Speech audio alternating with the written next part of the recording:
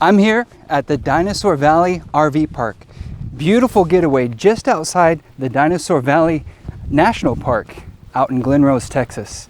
In our previous video, we investigated how the Bible predicts the future in a way that no other book has ever predicted the future. Everybody knows the storm is coming fast. The day will soon be here.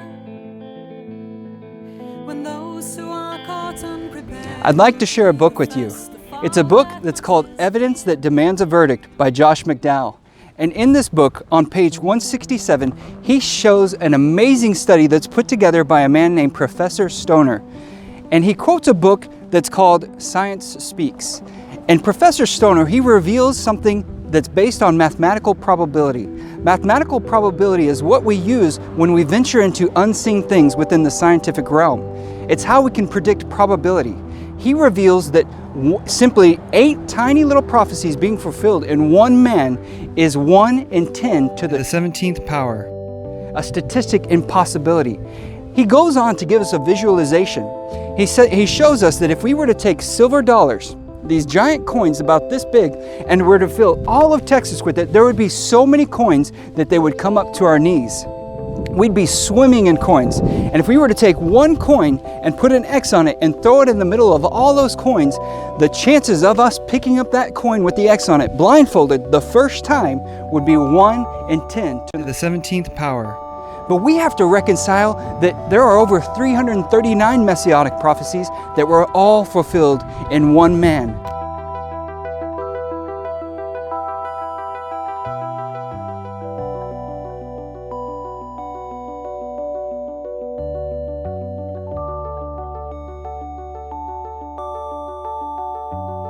See, when you open your mind and your heart to the possibilities around you, we find that modern science agrees with the Bible in more than one way. Time and time and time again, the Bible is proven true. But what's important about this is that all of this points to one man, and his name was Jesus Christ. And in him, he gave a promise that all mankind could be reconciled to God the Father. And he made radical claims, like no man comes to God the Father except by him.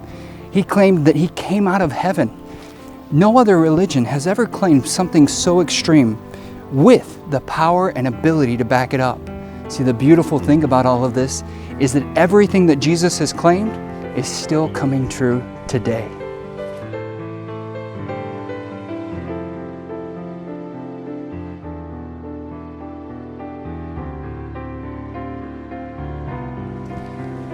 In the world around us, we can see that this world is busting at the seams with sin. And we can see that men are trying to do everything they can to hurt other people. And the beautiful promise that Jesus has given us is that he has promised to come to take us home. He has promised to take away this world of evil from us and to restore it. He's going to reign as Lord and God over our lives forever with perfect peace and perfect love. But to many Christians today, what Jesus is saying is, why do you call me Lord, Lord, and do not do the things which I say? See, like the Pharisees of the old, priests who God had ordained, they did not study the scriptures as they were supposed to. And when Jesus showed up on scene, they challenged him. They were jealous of him and they envied him. They looked to him and they sarcastically said, "Show us a sign and we'll believe." But Jesus answered them and he called them out for the hypocrisy. And he said, you look at the sky and you can tell when it's about to be night. You look in the morning and you can see what kind of weather it's going to be. But you do not see the signs that are right in front of you.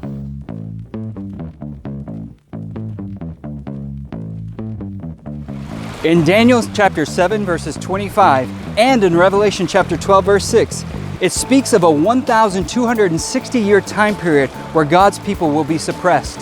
This prophecy was fulfilled in 1798 when God restored the Word of God, the power and authority of His Word to His people. But what was beautiful about this is that Jesus expanded on this and showed us that there will be signs that we can look for during this time period. He said that the sun will be darkened, the moon will be turned blood red, there will be an earthquake like the world had never seen, there will be wars and rumors of wars, pestilence, famine, and I think we can see clearly that all of these things are being fulfilled. He said previously to that, to the apostles, he said, he looked at the temple of Jerusalem and said, not one stone was going to be left upon another. And to their confoundment, it came true in 70 AD. But again, in 1755, there was the Lisbon earthquake. It was the greatest earthquake this world had ever seen, and it came exactly on time. Later, just 2 years after 1798, in 1780, May 19th of 1780, there was a dark day that is unexplainable. A dark mist covered the sky and darkened the sun, so much so that people could not even walk in the streets without candles. And then later that night, midnight, once the mist cleared, the moon was blood red. An exact fulfillment of what Jesus declared would happen according to this prophecy. What's important about all of this is the important message that Jesus is coming. Get ready soon. He wants to take you home. But first, He has to be the Lord of your heart. Get ready. Jesus is coming. He wants you there. Jesus is coming.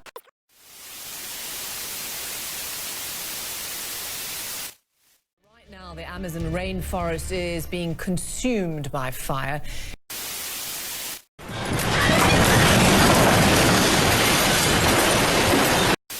Two people were shot and killed at a Sunday morning church service near Fort Worth, Texas, only 14 hours after an intruder stabbed 5 people at a Hanukkah celebration north of New York City.